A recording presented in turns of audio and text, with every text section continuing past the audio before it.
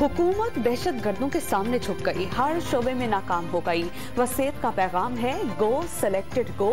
बिलावल भुट्टो जरदारी का चीचावतनी में मार्च के शुरका से खिताब।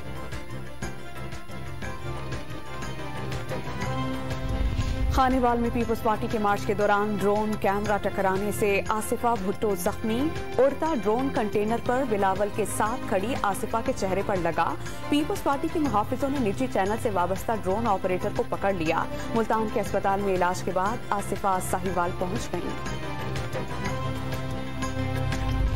सिंध में तालीम, इंसाफ और सेहत का निजाम तबाह। सूबे के अवाम को मसीहा का इंतजार। शाह महमूद कुरैशी का अपोजिशन पर कौम में इंतशार फैलाने का इल्जाम। चंदू मोहम्मद खान में खिताब के दौरान तीर तोड़ने का ऐलान। जिनसे सूबा नहीं संभल रहा वो लॉन्ग मार्च करने चले हैं, अली जैदी का खिताब।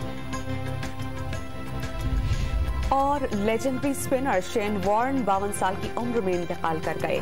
थाईलैंड में दिल का दौरा जानलेवा साबित हुआ। बाबर आजम समेत साबिका और मौजूदा क्रिकेटर्स के ताज़ियती पैगामात।